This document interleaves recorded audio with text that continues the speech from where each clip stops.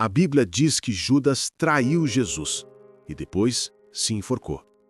A maioria das pessoas acredita que ele foi direto para o inferno. Mas será que é tão simples assim? E se Judas não fosse apenas um vilão? E se sem Judas não existisse cruz? Hoje, eu vou te mostrar um lado da história que talvez você nunca tenha ouvido antes. Judas Iscariotes foi condenado ou cumpriu um propósito divino? O cristianismo apresenta Jesus como o salvador da humanidade. Mas essa salvação só aconteceu porque Jesus foi morto. E para que ele fosse preso, alguém tinha que traí-lo. Surge então a dúvida que divide teólogos, estudiosos e cristãos até hoje. Judas agiu por escolha própria ou já estava predestinado a fazer isso? E se estava predestinado, ele poderia ser culpado por algo que já estava escrito? Judas não era um inimigo de fora. Ele não era um fariseu nem um soldado romano. Ele era parte do grupo mais íntimo de Jesus, um dos 12 discípulos. Ele caminhou com Jesus pelas estradas empoeiradas da Galileia. Viu paralíticos andarem, viu cegos enxergarem, viu mortos ressuscitarem. Ele viu o impossível se tornar real. Judas ouviu ensinamentos que ninguém mais ouviu. Ele estava nas conversas privadas. Ele estava no barco, nas casas, nas montanhas. Ele conhecia Jesus como poucos. E isso torna tudo mais inquietante. Judas não era um estranho, era alguém próximo. E existe um detalhe importante que quase ninguém percebe. Judas era o tesoureiro do grupo. Ele organizava o dinheiro, lidava com as doações, geria os recursos da missão. Ou seja, Jesus confiou a Judas algo muito delicado. Por um tempo, Judas foi digno de confiança. Agora, vem a pergunta que assombra. Se Jesus sabia de tudo, por que escolheu Judas? Ele errou? Foi enganado? Ou escolheu Judas exatamente porque sabia o que ele faria? Talvez Judas tenha sido escolhido não apesar da traição, mas por causa dela. Ou será que Judas apenas se corrompeu com o tempo? A Bíblia diz que ele roubava pequenas quantias do dinheiro da bolsa. Nada grandioso, apenas pequenos desvios. Talvez Judas não se tornou traidor de um dia para o outro. Talvez ele tenha se afastado de Jesus aos poucos. Um pecado de cada vez, um pensamento de cada vez, uma justificativa de cada vez. Isso é assustador, porque ninguém se afasta de Deus de uma vez só. Judas estava do lado de Jesus, mas aos poucos o coração dele estava em outro lugar. A traição não começa no jardim do Getsemane. Ela começa na última ceia, o momento mais íntimo e sagrado entre Jesus e os discípulos. Jesus está sentado com eles. O ar está pesado, cada discípulo absorvendo cada palavra. E então ele diz: "Um de vocês vai me trair." Um silêncio profundo toma a sala. Os discípulos se olham, confusos, incrédulos. Quem poderia fazer isso, pensam eles. Todos olham uns para os outros, mas ninguém imagina que seja Judas. Judas estava ali como sempre, próximo, sorrindo, participando. Ele não era suspeito. Ele estava no círculo mais íntimo de Jesus. E ninguém percebeu. O gesto de Jesus, pão molhado. E então, algo ainda mais perturbador acontece. Jesus entrega um pedaço de pão molhado a Judas.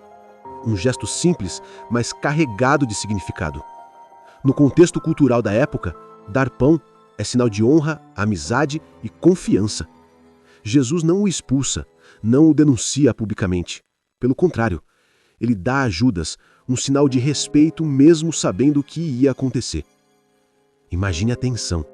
O mestre, diante de todos, confiando no discípulo que prestes estava a trair. Satanás entra. Logo depois, o Evangelho diz: "E Satanás entrou nele."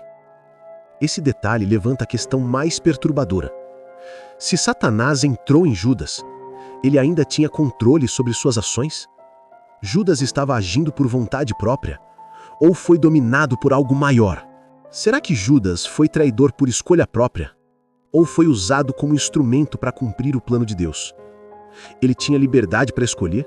Ou era apenas uma peça movida por forças invisíveis? O peso da traição é enorme. O discípulo mais próximo de Jesus, aquele que caminhou, comeu, falou e cuidava do dinheiro. Será que foi enganado por Satanás? Ou se corrompeu por ambição, medo ou dúvida? Essa cena mostra que a traição muitas vezes começa não com grandes atos, mas com pequenas escolhas silenciosas que se acumulam até culminar em um ato que muda o curso da história. Judas estava ali perto de Jesus, mas ao mesmo tempo distante no coração. Ele traiu por escolha, ou porque foi usado. E se foi usado, será que alguém, mesmo estando próximo de Deus, consegue escapar do seu destino? Alguns dizem que Judas agiu por livre-arbítrio. Ele amou o dinheiro, quis poder e se afastou de Jesus por vontade própria. Talvez Judas represente o que acontece com todo homem quando coloca seus desejos acima de Deus. Mas outros afirmam que a profecia já existia muito antes de Judas nascer. O Salmo 41:9 diz: "Até meu amigo íntimo, em quem eu confiava, que comia do meu pão, levantou o calcanhar contra mim." Em João 14:12, Jesus chama Judas de filho da perdição. Em Mateus 24:24, Jesus diz: "Melhor seria que ele nem tivesse nascido." São palavras pesadas, que levantam a pergunta chocante: existe alguém que nasce já condenado? E se sim, seria isso justo? Depois da traição, Judas se desespera. Ele devolve as 30 moedas. Ele confessa: pequei contra sangue inocente. Ele sente culpa, ele sofre. Mas buscou perdão ou apenas quis aliviar a consciência? A Bíblia diz que ele se enforcou, sozinho, em silêncio. Remorso é dor, mas arrependimento é transformação. Judas sentiu a dor, mas não buscou a transformação. Se Judas cumpriu uma profecia, ele pecou ou serviu ao plano? E se Deus sabia de tudo, Judas poderia escapar do seu destino? Será que Deus usa pessoas e ainda assim as responsabiliza pelo que fizeram? E se existem pessoas que cumprem um papel, mas ainda assim serão julgadas pelo coração? A maioria das igrejas acredita que Judas está condenado. Mas alguns teólogos dizem: se Jesus perdoou os que o crucificavam, por que não perdoaria Judas? A Bíblia nunca diz claramente o destino final dele. Talvez Deus tenha silenciado essa resposta porque ela não é sobre Judas. Talvez ela seja sobre nós. Talvez a pergunta não seja onde está Judas, mas sim onde estamos nós. Judas traiu Jesus com um beijo. E hoje, muitos traem Jesus com um coração frio, indiferença, uma vida sem compromisso. Judas vendeu Jesus por 30 moedas. E nós? Por quanto estamos vendendo Jesus hoje?